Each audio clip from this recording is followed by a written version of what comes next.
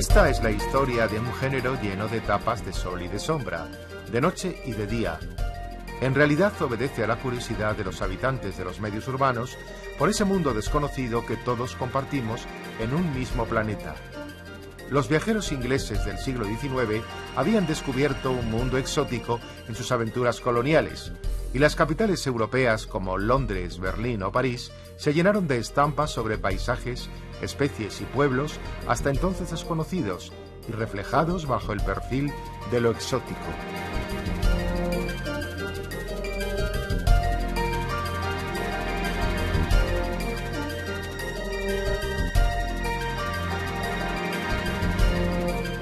A principios del siglo XX, el cine se encargó de reemplazar a los viejos grabados victorianos, con clásicos como Nanook el esquimal, que describía la forma de vida de un hombre en un lugar tan poco accesible como el gélido polo.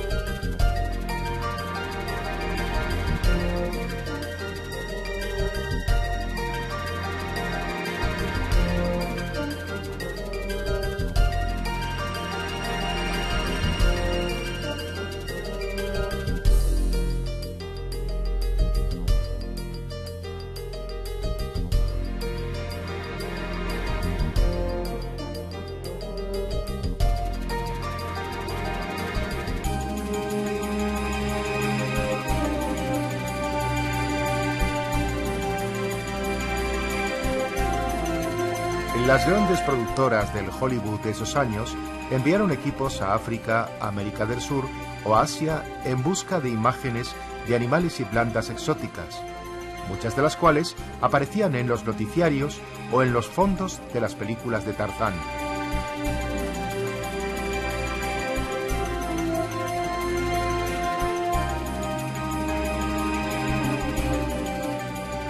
Pero fue en los años 50 cuando el documental alcanzaría su máximo reconocimiento en una doble vía. Por una parte, la comercial de las películas producidas por la firma de Walt Disney, como El desierto viviente, que ofrecían imágenes de una gran calidad, aunque se adjudicaban a los animales conductas propias de los seres humanos, dentro de un evidente maniqueísmo. Por otro lado, surgían las películas de Jacques Cousteau, como El sexto continente, premiada en el Festival de Cannes. ¿Quién iba a decir que Cousteau sería 3 décadas más tarde toda una estrella en la pequeña pantalla?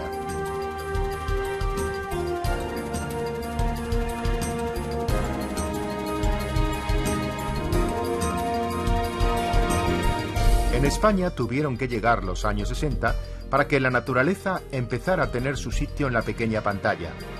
Sería a través de la figura de Félix Rodríguez de la Fuente, primero con un espacio en el que se dirigía a la audiencia con pasión y vehemencia para hablar de una fauna apenas valorada en su momento. Era una naturaleza de buenos y de malos, contada como un drama teatral. Sí, un periodo apasionante tanto por la enorme cantidad de medios que estuvo a disposición de la producción cinematográfica, un trabajo que se extiende a lo largo de 12 años, en el que se hacen más de 100 documentales y sobre todo con un sello muy característico. Félix Rodríguez de la Fuente tiene una fuertísima personalidad como presentador y como locutor, pero también crea una forma de ver el mundo de los animales en el que lo que se vislumbra es la trama casi argumental, melodramática. Es un mundo de buenos y malos, es un mundo en el que sus propias apetencias personales por determinados elementos faunísticos se convierten en protagonistas muy por encima de lo que la estricta realidad científica debería haber impuesto, pero en cualquier caso una forma de aproximación extraordinariamente eficaz para la sociedad española. El hombre y la tierra es sin duda el gran pórtico por el que todo el que quiere adentrarse encuentra las facilidades necesarias para comprender qué es la naturaleza.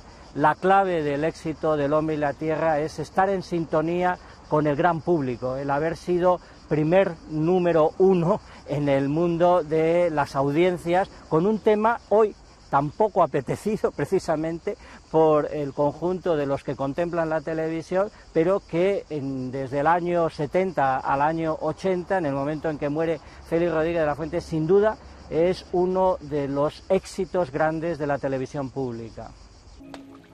hemos dado fin a una de las fases más hermosas y más apasionantes de esta operación rescate que estamos llevando a cabo en los llanos de Venezuela. La sequía había aislado en una pequeña laguna a este grupo de 6 delfines de agua dulce. Aquí se les llama toninas. Estaban condenados a muerte irremisiblemente. Este pequeño cachorro al que tenemos junto a su madre, porque estos animales son extraordinariamente cariñosos, hubiera muerto con la piel agrietada, bajo el sol implacable, hubiera muerto bajo el peso de su propio cuerpo, ya que sus costillas no se lo hubieran sostenido. Hemos tenido, yo diría que la fortuna enorme de jugar con estos animales, a los que muy pronto, después de tomar las medidas científicas, vamos a llevar a las aguas libres. Piensen que estas criaturas pueden navegar por todo este fantástico esqueleto fluvial de Sudamérica. Pueden remontar el Orinoco, pueden dejar el Apure, pueden llegar a través de todos los caños, a través de esta trama fluvial, a vivir en lo que puede considerarse como un mar interior esquelético. Si no les hubiéramos sacado de esta trampa mortal, dentro de 15 días hubieran agonizado en el mar. El traslado hasta las aguas permanentes, lejanas algunas decenas de kilómetros, no era fácil. Había que avanzar por todos los caminos y para ello, colocando a los especímenes sobre colchones inflables, utilizábamos un tractor, vehículo muy apropiado de todoterreno. El paso siguiente serían las producciones documentales sobre especies animales, comentadas y presentadas por De la Fuente con su natural ímpetu y entusiasmo. En los 70, el éxito de estos programas, ahora en color, contribuyó a la sensibilización en torno a los temas relacionados con la naturaleza. Guajaribos es palabra indígena que podría traducirse por salvajes, peligrosos, y ciertamente, hasta hace pocos años, aquí comenzaba el reino de los desconocidos. Sin embargo, queríamos alejarnos del río. En compañía de los habitantes de todo un poblado, por una pica abierta por los indios en la selva, buscábamos un poblado del interior. Las series de Rodríguez de la Fuente fueron un éxito no solo en España y en horarios estelares, sino también en muchos otros países, y se convirtieron en una referencia casi clásica dentro del género. Todo ello hasta la trágica muerte de la Fuente en un accidente en el año 1980. A las márgenes de los grandes ríos, y allí se ha transculturado. La llamada Selva Virgen, en la región habitada por los indios, generalmente de tipo caducifolio, los pequeños caños, como se llaman en esta región a los afluentes del Alto Orinoco, proporcionaban al indio agua potable y pesca abundante.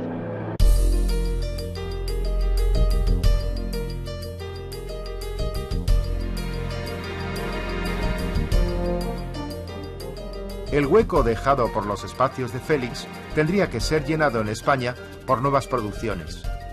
Sí, el Arca de Noé es el gran empeño que dimana de la herencia de Félix Rodríguez de la Fuente. Es una gran producción también de Televisión Española, 50 capítulos, 5 años de trabajo, que se caracterizan por la diversidad de los planteamientos de los realizadores, muy diferentes entre sí, entre ellos grandes directores del cine actual. Hay que tener en cuenta que los programas de El Arca de Noé fueron dirigidos por Antonio Drobe, por Enrique Nicanor, por José Luis Cuerda, es decir, grandes personajes del cine actual. Se trabaja con guiones, es la primera vez en que hay un planteamiento de partida desde casa, en que se buscan objetivos, y luego también una profundización en lo real, en lo científico. No queremos contar historias de apreciaciones sentimentales ni de preferencias específicas por parte de nosotros mismos, y se levanta un acta notarial, ecuánime, de cómo es la naturaleza, cómo funciona,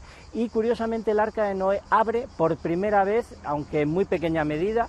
Hay que decir que el 90% de los programas están dedicados a la fauna y al paisaje, a la naturaleza en el sentido más amplio del término, pero sí hay 4 programas que se ruedan concretamente en la península ibérica, que son casi los primeros programas de denuncia de la degradación ambiental con características muy serias. Se denuncia la contaminación del estuario del Tajo y se denuncia lo que pasa con las aves migradoras en España, en un programa que se hace hincapié en la utilización de venenos, en la caza ilegal y en tantas locuras como las que se hacen con nuestra fauna. Bueno, ahí se da ya un gran salto cualitativo en cuanto a los contenidos.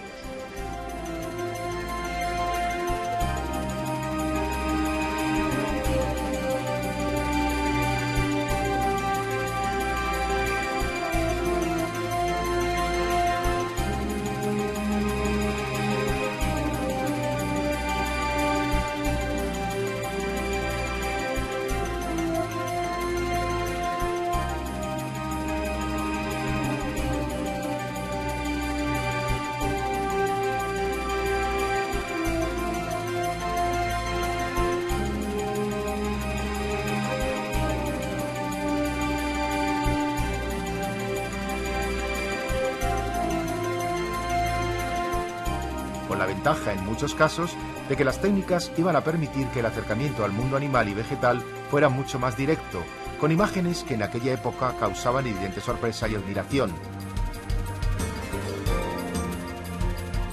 Y ya en los 80, De Silencio Roto, Sobre el fondo del mar, una serie que asombró por su técnica.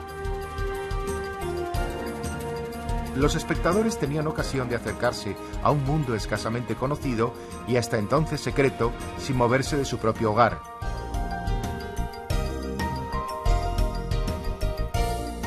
Bueno, Silencio Roto, que es mi gran trabajo, mi primer gran trabajo como director, realizador y guionista, supone sobre todo un desenfoque con relación a los anteriores, pero también la puesta en valor de algunos de los aspectos más relevantes de la naturaleza. Lo primero es que no hay por qué ir a los grandes protagonistas.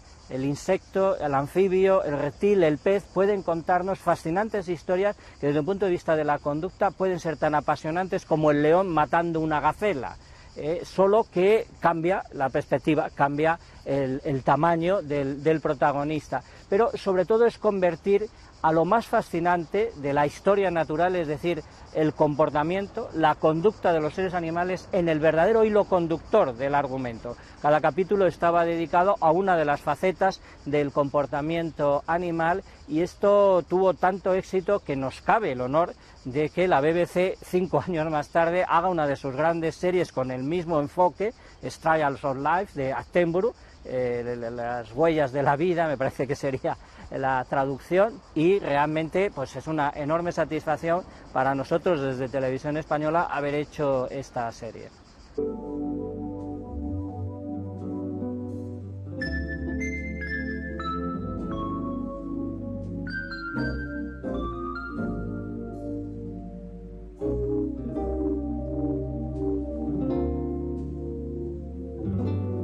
Tampoco los Galápagos destacan por sus dotes natatorias. Sus progresiones bajo el agua o en la superficie se convierten en un nervioso braceo de sus 4 patas. Las 2 posteriores están provistas de ensanchamientos de la piel que, como en el caso de las ranas, incrementan su capacidad de avance.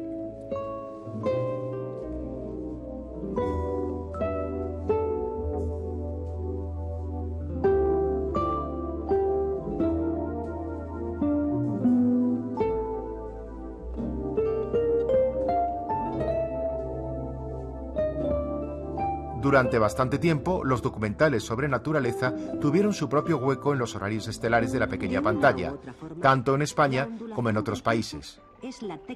Buena parte de esos contenidos respondían a las preocupaciones de los ciudadanos de la época, asustados por las agresiones contra el medio natural y conscientes, gracias a la labor de divulgación de la televisión, de las posibilidades de un mejor conocimiento del entorno en el que el ser humano convivía con otras especies. Buen nadador es también el lagarto verdinegro, si bien su vida transcurre principalmente en las orillas de los ríos de montaña.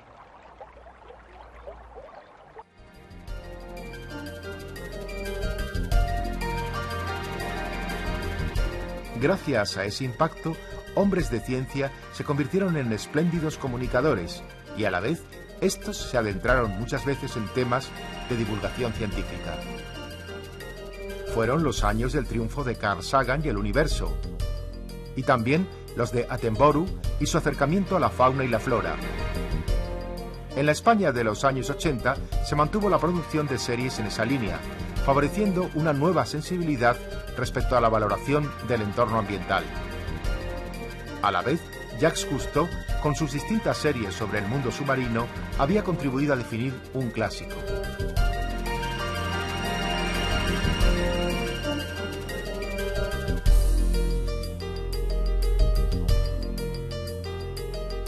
Bueno, con África Viva se hace algo que para algunos supone algo un tanto desgarrador, porque es la primera y la última vez de un género completo.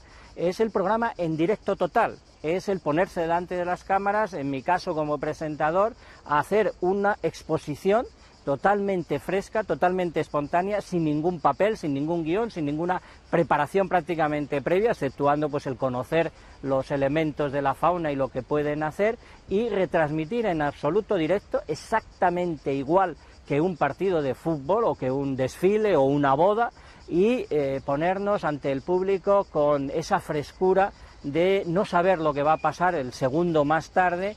Y esto, además, desde el punto de vista técnico, es un gran desafío, porque son transmisiones vía satélite, son esfuerzos de producción enormes. En el caso de África Viva se contaba con 7 unidades de cámara, con 60 personas desplazadas hasta el corazón de Kenia, casi todas ellas de la BBC, y también abría un poco la puerta de las grandes coproducciones, que con el devenir del tiempo se han convertido en absolutamente imprescindibles para hacer programas de calidad. Hoy día casi no se hacen documentales del primer nivel, sino es con la colaboración de varias producciones, de varias televisiones. Por lo tanto, África Viva supone también una novedad, desgraciadamente, insisto, no repetida.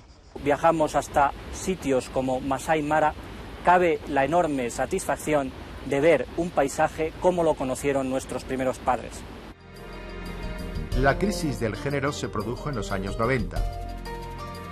El documental de naturaleza mantuvo una presencia en algunos canales, pero con una tendencia decreciente, hasta encontrar su hueco cada vez más en los canales especializados y todavía más segmentados. Y hoy aparece prácticamente como un producto típico de canales temáticos, y en algunos casos de las televisiones públicas, y como un elemento de identidad de las mismas. Amiga Natura es casi una autobiografía, solo que con una cantidad de elementos que podemos compartir todos.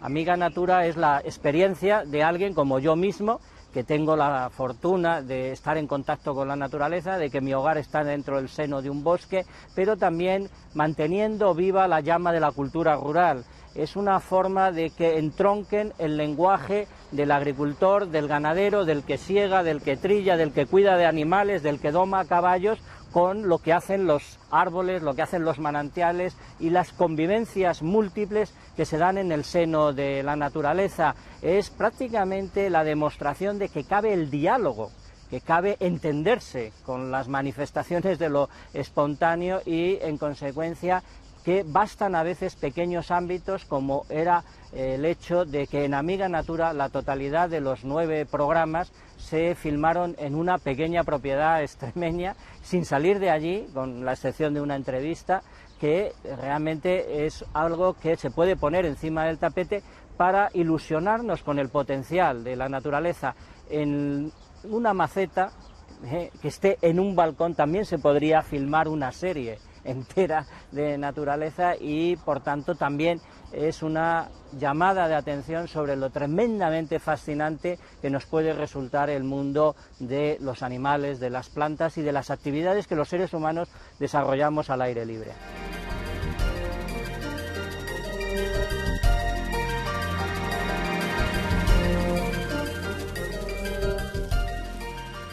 ¿Acaso una de las torpezas más contundentes que llevamos a cabo los seres humanos es enemistarnos con nuestro medio natural, con la naturaleza que nos rodea? Pero no solo desde el punto de vista de que cada vez incomprendemos más y mejor lo que la naturaleza nos proporciona, sino sobre todo porque apenas sabemos ya de dónde proceden montones de aspectos, beneficios, materias y alimentos que forman parte de nuestra vida cotidiana. A través de este programa lo que queremos es recordar, poner dentro de la memoria de los que nos están siguiendo la enorme cantidad de usos que podemos llevar a cabo en relación a lo que nos proporciona la vida espontánea.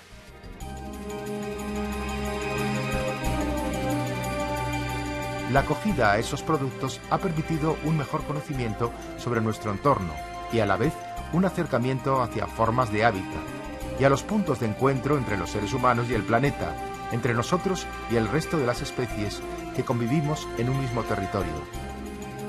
La evolución del género ha permitido, por una parte, una valoración del patrimonio natural de un país como España, con un variado abanico de ecosistemas.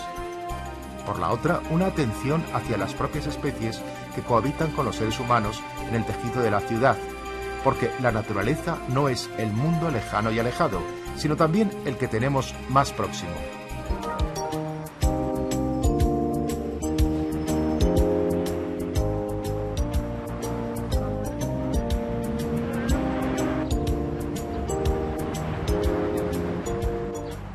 Comer todos los días es suficiente excusa como para seguir habitando la ciudad y sus dominios.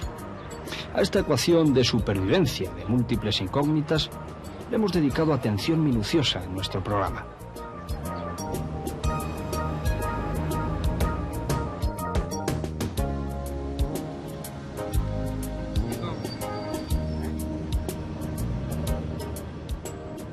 Juntos vamos a ser testigos del lustre que le dan algunas de las más decididas especies a la palabra oportunismo. Sabremos lo que es jugarse la vida para conseguir unas migajas del derroche humano. La sociedad humana nunca da nada por nada.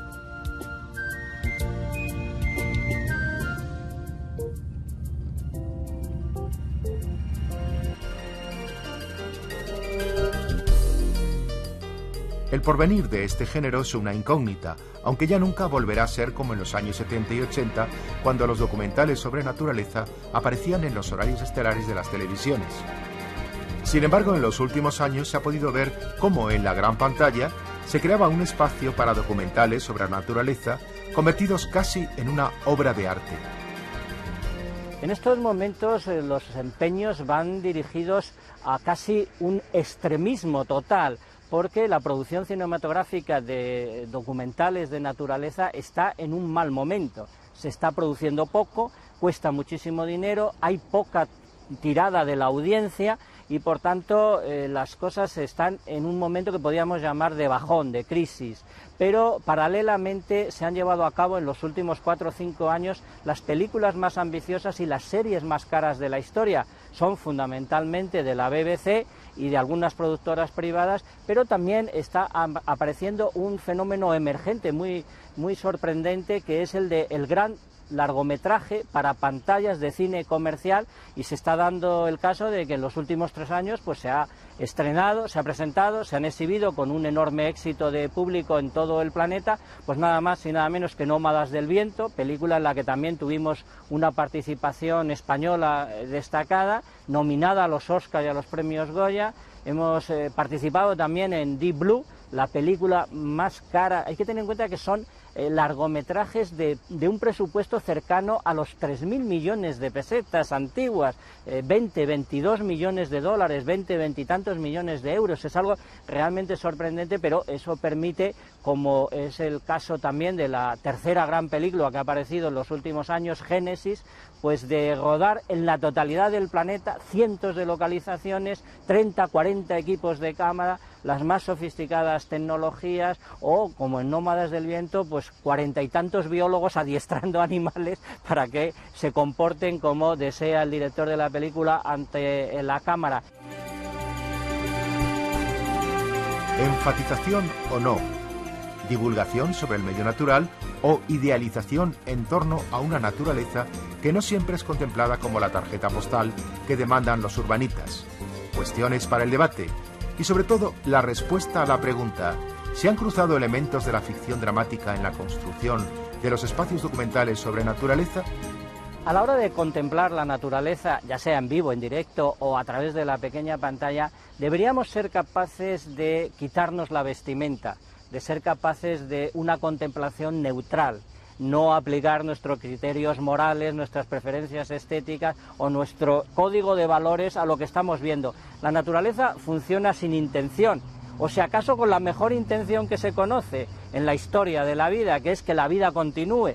A partir de ahí, la naturaleza ni sabe ser mala ni sabe ser buena, es neutra, no está haciendo nada ni a favor de los seres humanos ni en contra. Somos nosotros más bien los únicos que tenemos capacidad de ejecutar determinadas acciones hoy día, desgraciadamente muchísimas, contra ese impulso de continuidad de la vida. Por eso ni el tiburón es un malévolo personaje que devora pequeños peces o tiernas focas, ni las orcas son asesinas porque maten a un pequeño recental de ballena, ni en absoluto el lobo es el despiadado sanguinario que en vez de matar una oveja mata 5. Esas son cosas que no tienen código moral. La naturaleza no tiene ningún planteamiento ético.